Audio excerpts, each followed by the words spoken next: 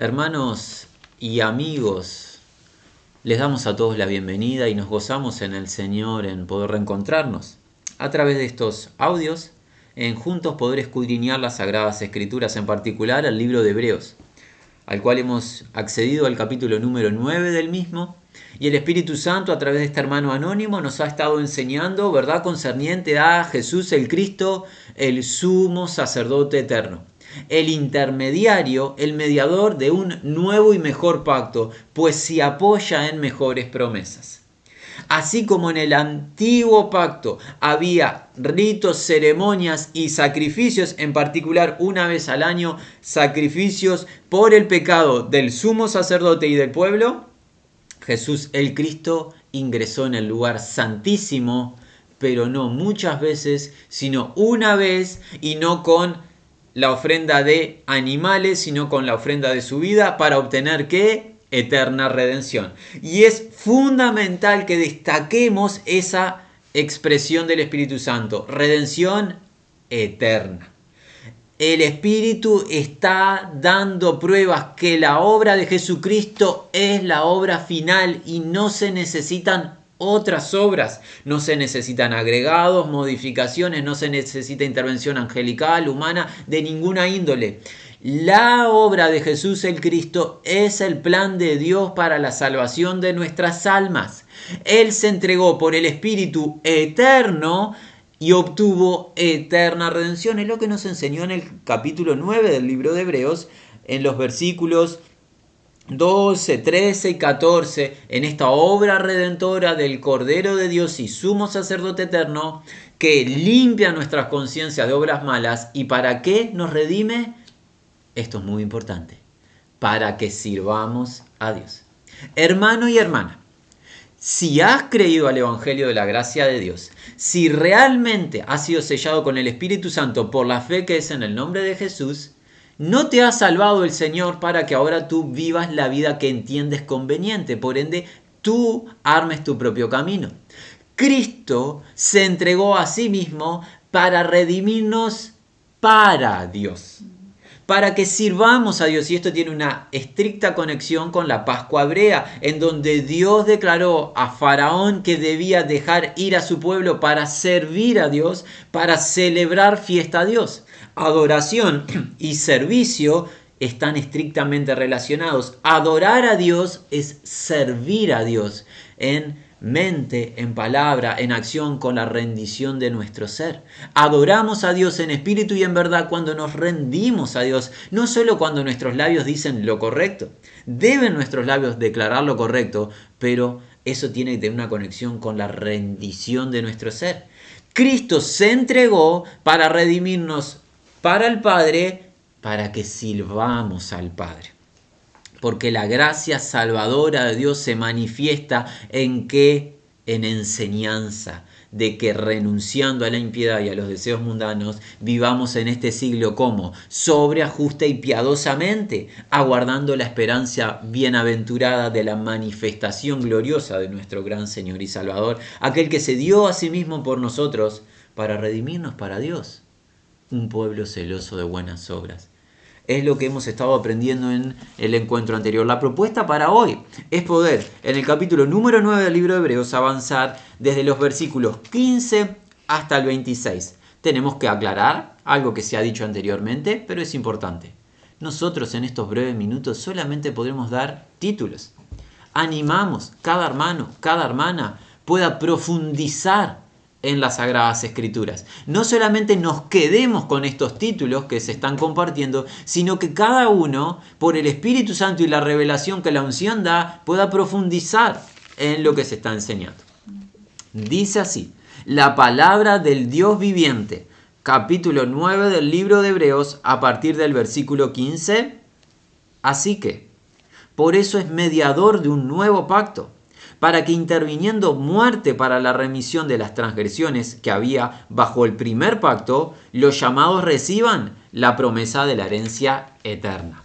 Porque donde hay testamento es necesario que intervenga muerte del testador, porque el testamento con la muerte se confirma, pues no es válido entre tanto que el testador vive, de donde ni aun el primer pacto fue instituido sin sangre, porque habiendo anunciado Moisés todos los mandamientos de la ley a todo el pueblo, tomó la sangre de los becerros y de los machos cabríos con agua, lana escarlata e hisopo, y roció el mismo libro y también a todo el pueblo, diciendo: esta es la sangre del pacto que Dios os ha mandado. Y además de esto, roció también con la sangre el tabernáculo y todos los vasos del ministerio.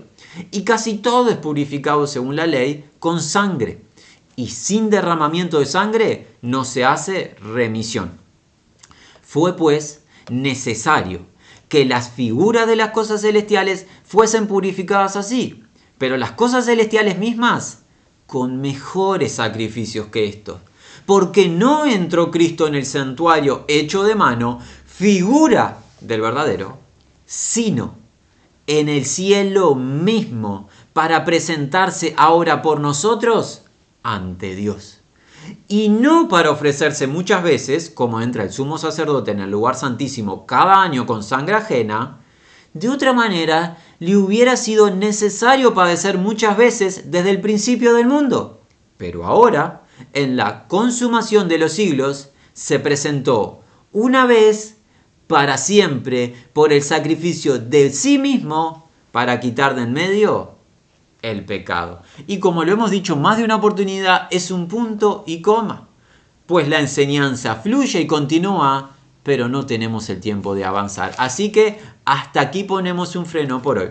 Nos resta dar breves comentarios de lo que las Sagradas Escrituras nos están enseñando, ahora apoyándonos en una consideración del texto de manera un poco más literal. Volvemos al versículo número 15, dice así: y por esta razón, de pacto nuevo, mediador es, para que muerte tomando lugar por redención de los bajo el primer pacto transgresores o transgresiones que realizaban, es la idea, la promesa recibiesen aquellos habiendo sido llamados de la eterna herencia. ¿De quién está hablando en el versículo 15? Bueno, esto está conectado con lo que venía hablando en el encuentro anterior. Está hablando de este sacerdote, Jesús el Cristo, este mediador, este fiador de un nuevo pacto, este pacto eterno. Jesús es el mediador, es el fiador de un pacto eterno. ¿Y qué? A través de muerte, ya veremos cuál, lo hemos dicho, pero lo veremos en los versículos siguientes, a través de muerte se obtuviese redención. Y esto Jesús mismo lo enseñó y se lo enseñó a sus discípulos. ¿Recuerdan? Por ejemplo, en el Evangelio de Lucas, al participar de la Pascua hebrea, él, al beber el vino, ¿qué dijo? Esta es mi sangre del nuevo pacto que por vosotros se derrama. ¿Hablando de qué? De muerte para el establecimiento de este pacto. Su muerte traería redención. Redención, liberación. Liberación que fue, por ejemplo, profetizado por el padre de Juan el Bautizador, Zacarías, que librado de nuestros enemigos sin temor les sirviésemos todos los días en santidad. El Salvador vendría a obtener eterna redención, tal cual pasó con Israel a través del siervo de Dios Moisés, pero esta redención que traería el Cristo, el Mesías, no era la redención de una esclavitud, de un imperio terrenal, sino que es la redención del estado de pecado, la redención de la muerte operando sobre nuestras vidas. El Salvador obtiene redención. ¿Redención para quiénes? Para los que bajo el primer pacto realizan transgresiones. ¿Quiénes son los que bajo el primer pacto realizan transgresiones? Alguien dirá, la nación de Israel, ¿no? Ciertamente la nación de Israel y la siguiente nación y la siguiente nación, tú mi amigo y en especial este hermano que habla. Toda criatura. Debemos aclarar, y es muy importante, haciendo un pequeño paréntesis, ¿eres tu ser humano? Has sido creado. ¿Creado por quién? Por Dios viviente. No eres producto de una explosión, no te hiciste a ti mismo, ni has salido de una máquina. Tú fuiste creado por el Dios vivo y verdadero. Él grabó su ley en tu interior, ¿tú le reconozcas o no? Y tú, mi amigo, y en especial este hermano que habla, nosotros hemos transgredido la ley de Dios continuamente en pensamiento, palabra y acción. Todos somos transgresores de la ley de Dios. Nadie queda exento de esta realidad. Por ende, todos en el antiguo pacto hemos atravesado los límites establecidos por Dios. Él, Jesús el Cristo, es el que obtiene eterna redención para los transgresores del antiguo pacto, o sea, de la ley de Dios. ¿Con qué fin? La promesa recibiesen quienes, aquellos habiendo sido llamados de la eterna herencia.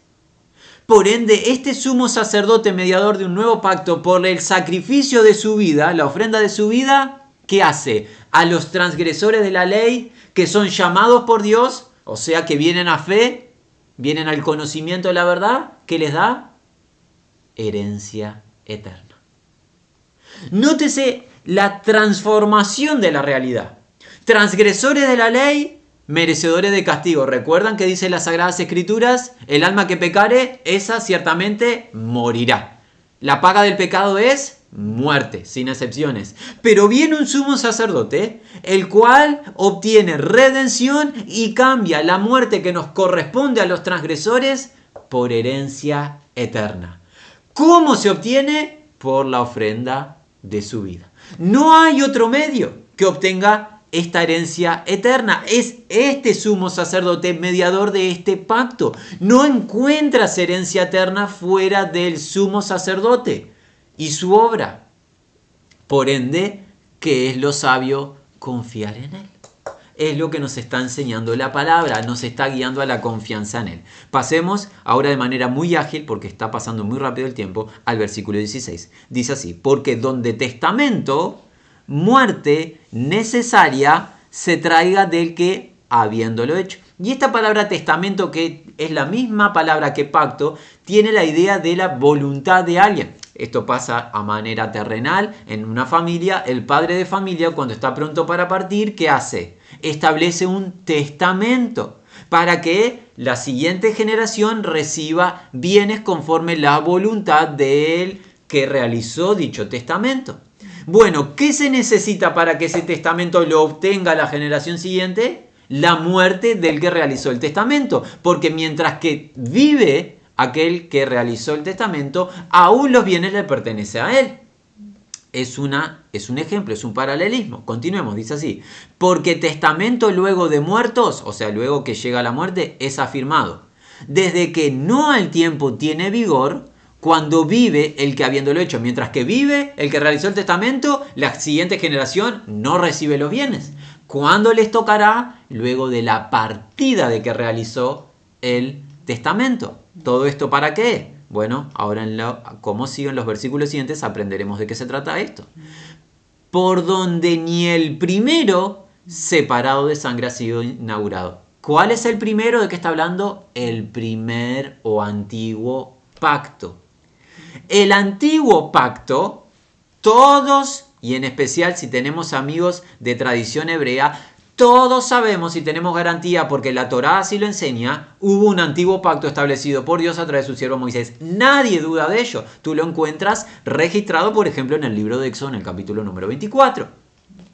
Sabemos que Dios estableció un pacto con su pueblo Israel. ¿Cómo lo estableció ese pacto? ¿A través de qué? Derramamiento de sangre. Para que se estableciese el testamento y el pacto tuvo que haber muerte, una muerte, o sea, sangre es expresión de vida. Eso enseña la Escritura en el libro de Levítico. En la sangre está la vida.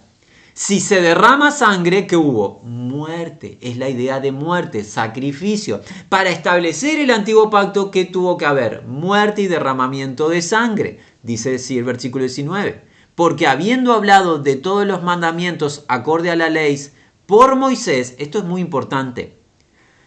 Los mandamientos fueron hablados por Moisés, pero en una voz pasiva. O sea, ¿los mandamientos provienen de quién? ¿De Moisés? No. ¿De dónde provienen los mandamientos? De Dios. Moisés es el siervo fiel, el instrumento que Dios utiliza.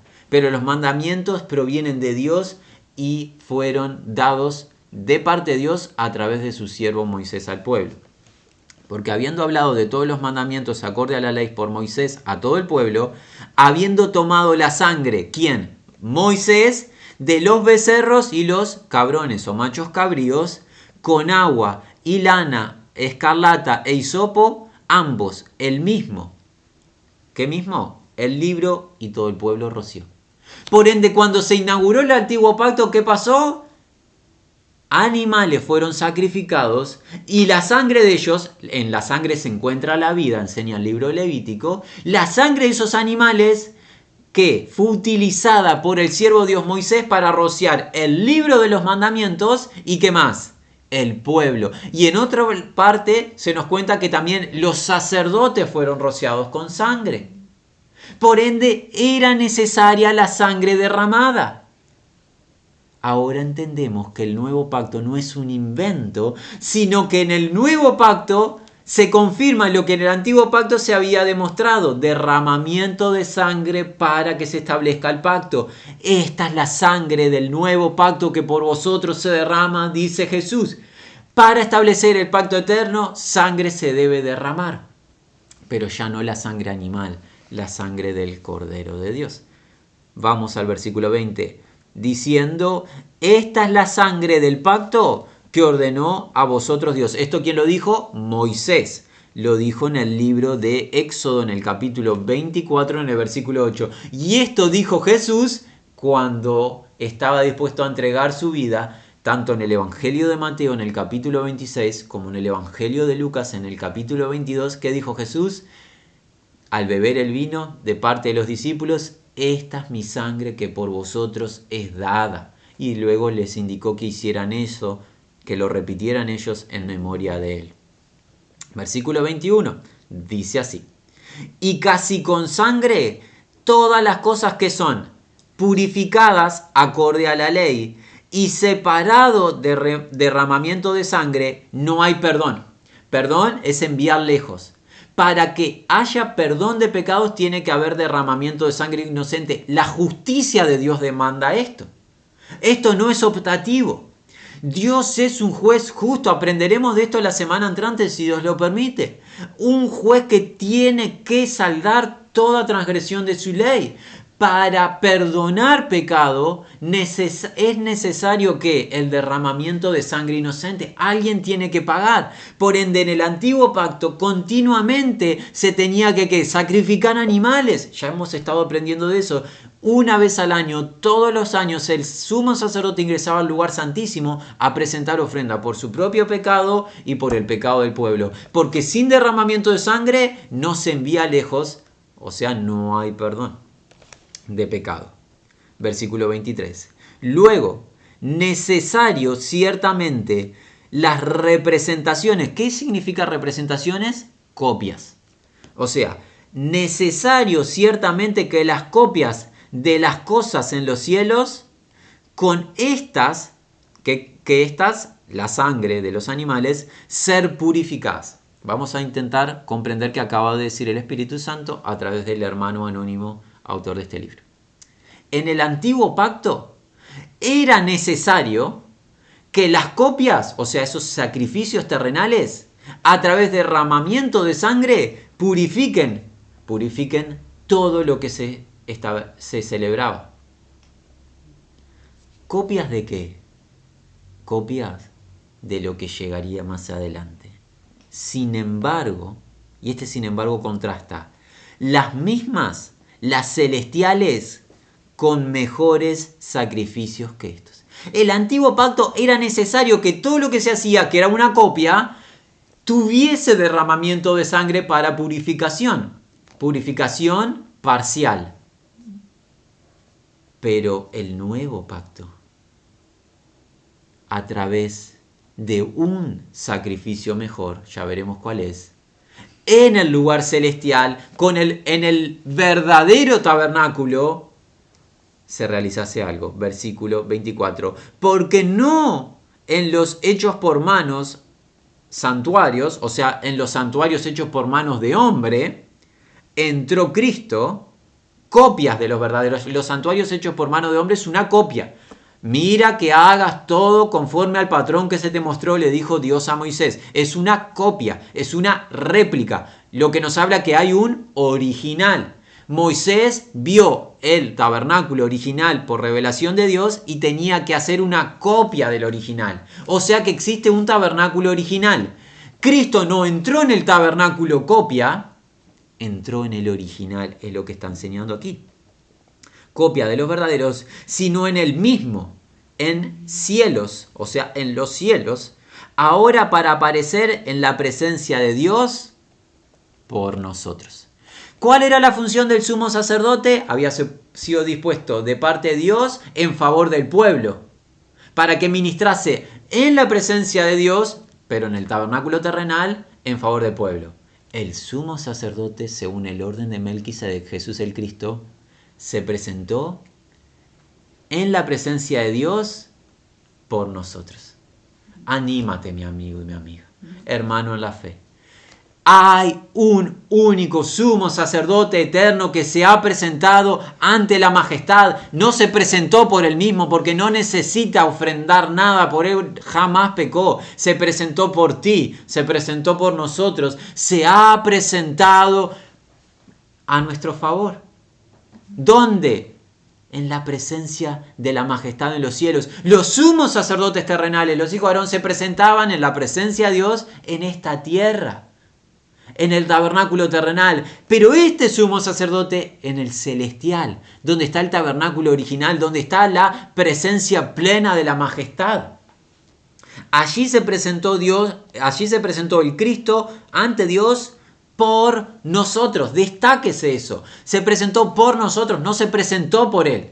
No fue a clamar por él mismo, no fue a pedir perdón por él. Recuerden, los sumos sacerdotes terrenales tenían que presentar ofrenda por ellos mismos y por el pueblo. ¿Por qué? Porque ellos pecaban también. Pero este sumo sacerdote no peca, no precisa presentar ofrenda por él. Fue a presentar ofrenda por ti y por mí.